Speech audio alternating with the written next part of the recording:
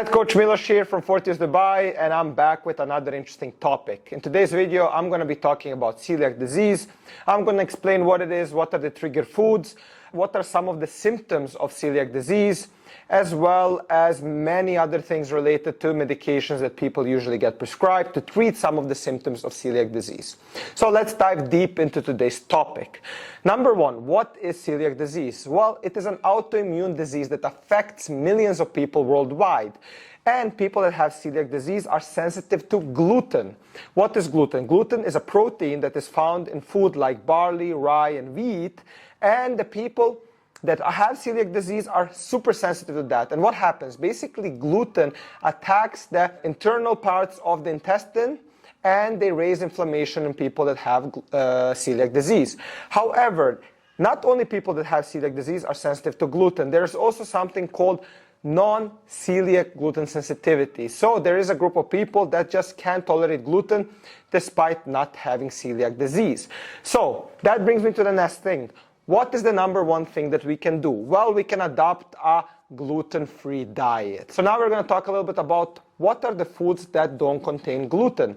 Number one, meat. Basically, red meat, fish, chicken, and other meat cuts do not contain gluten. We also have vegetables, we have fruits. Also, we have some grains like rice, quinoa, corn.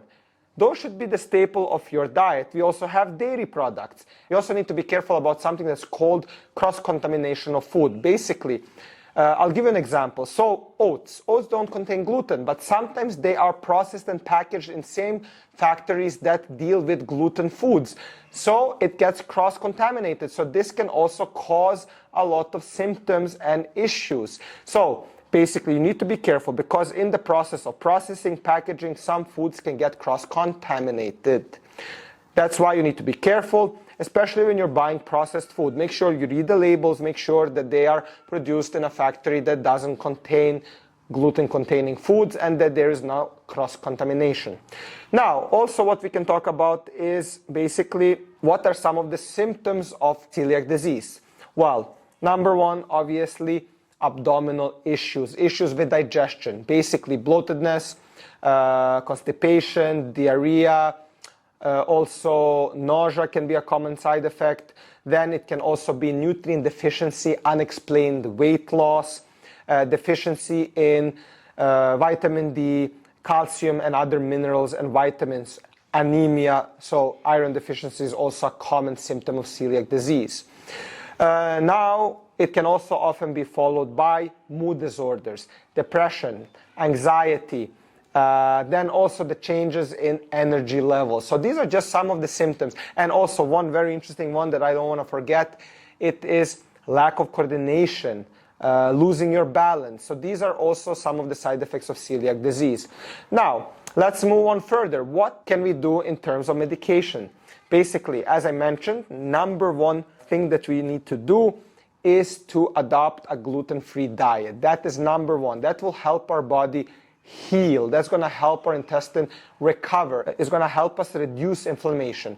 Now, there are also some medications that people use. Some of them you can buy over the counter. Some of them are prescribed by doctors. So let's talk about the basic stuff. Very basic stuff, the safe stuff, are digestive enzymes. Basically, digestive enzymes can help you break down gluten to some extent. They can help you also improve your digestion and food absorption in case you have, for example, a nutrient deficiency. However, none of these pills, supplements will help you if you're eating a diet that has gluten. So gluten-free diet, number one. Then digestive enzymes, probiotics. Probiotics can also help you with your digestion, can help you heal your gut, and can help reduce the inflammation in your intestine. Now we also have anti-inflammatories like ibuprofen, for example, Naxofen. So these are some that can be prescribed by doctors in case you have inflammation, in case you have, for example, a common side effect is joint pain, joint swelling, joint inflammation. So for example, if you have that, some health professionals might prescribe these anti-inflammatory drugs. And in some cases, corticosteroids might be prescribed to reduce intestinal inflammation. However, you need to be aware that your number one choice is a gluten-free diet. If you are looking for one, we have one on our website. It's completely for free. So head to our website, www.fortisdubai.com, and you will find it over there. Number one choice, gluten-free diet, and then everything else is secondary. And obviously also adopting a healthier lifestyle, exercising, improving your cardiovascular health, which will help with food absorption and digestion and reduce some of the symptoms of celiac disease. There is a different type of celiac disease called refractory celiac disease, and there is type 1 and type 2.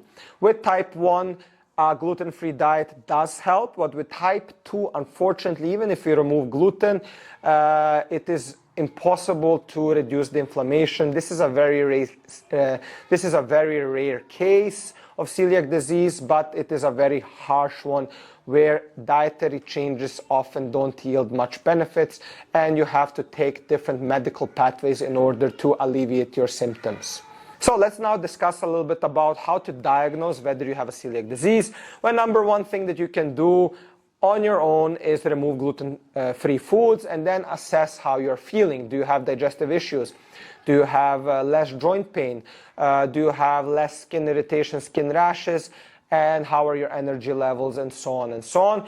Then another thing that you can do, you can go and talk to a health professional, and they will then arrange for blood work, a biopsy, and even recently genetic testing is also common. So that way you can know for certain whether you have celiac disease or not, whether your symptoms are from celiac disease or it might be something else that is causing you to have issues. So this is all about celiac disease. I hope that this video was useful. Please like, share, and subscribe to our channel because we are preparing a lot of educational content related to health and fitness. Stay tuned.